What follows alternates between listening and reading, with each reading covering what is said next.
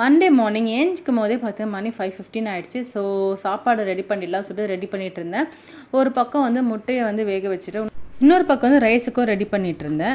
சரி, ரைஸ் எப்போவும் வந்து ஸ்டீம் பண்ணி தான் சாப்பிடுவோம். ஸோ அதனால் அதுக்கு ரெடி பண்ணிகிட்டு இருந்தேன். அது சைட் பை சைட் பார்த்திங்கன்னா தேங்காய் சட்னியும் நம்ம மார்னிங் டிஃபனுக்கு ரெடி பண்ணலாம் சொல்லிட்டு ஃபஸ்ட்டு அதை ரெடி பண்ணிவிட்டேன். நேற்றே எனக்கு லெமன் ரைஸ் தான் வேணும்னு சொல்லியிருந்தா. ஸோ அதே ரெடி பண்ணலாம் சொல்லி ரெடி பண்ணிட்டு இருந்தேன்.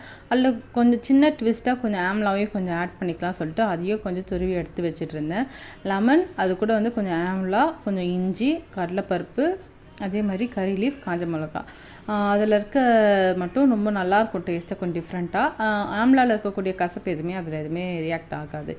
இன்னொரு பக்கம் முட்டையும் வெந்துருக்கு. ஸோ அது கூட சாப்பாடும் லைட்டாக வெந்துருச்சு. ஸோ செக் பண்ணிவிட்டு இந்த பக்கம் வந்து லெமன் ரைஸ்க்கு அந்த ரெடி பண்ணிகிட்டு இருந்தேன். ஸோ அது வந்து நார்மலாக அந்த கடாயில் பார்த்திங்கன்னா எண்ணெய் ஊற்றி கடுகு, பெருங்காயம், கறி லீஃபு, காஞ்ச மிளகா, கடலைப்பருப்பு போட்டு நல்லா வதக்கிட்டு கூடவே அந்த நெல்லிக்காவையும் கொஞ்சம் போட்டு நல்லா கொஞ்சம் லைட்டாக வதக்கிட்டு ஸ்டவ் ஆஃப் பண்ணிட்ட பிறகு லெமன் ஜூஸை ஆட் பண்ணிக்கணும். அது கூட எல்லாமே ரெடி ஆகிடுச்சு. முட்டையும் வந்துருச்சு, சாப்பாடும் வடிச்சிட்டேன். ஸோ டக்குன்னு பாப்பா போய் ரெடி பண்ணிட்டு வந்துடலாம் சொல்லிட்டு போய் ரெடி ஆகிட்டு இருந்தேன். இன்றைக்கி வந்து கிளைமேட்டே ரொம்ப சில்னஸாக, ரொம்ப ஒரு மாதிரி ப்ரௌசியாக தான் இருந்துச்சு. கார்த்திகை மாதம் வேறு ஸ்டார்ட் ஆகிடுச்சு.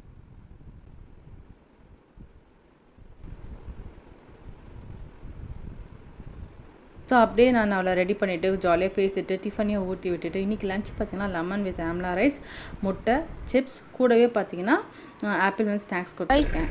வேனும் வந்துடுச்சு. செக்கியில் போய் அனுப்பிட்டு அதெல்லாம் சொல்லி அனுப்பிட்டு வந்து கொஞ்சம் நேரம் பால்கனியில் ரிலாக்ஸ் பண்ணிகிட்டு இருந்தேன்.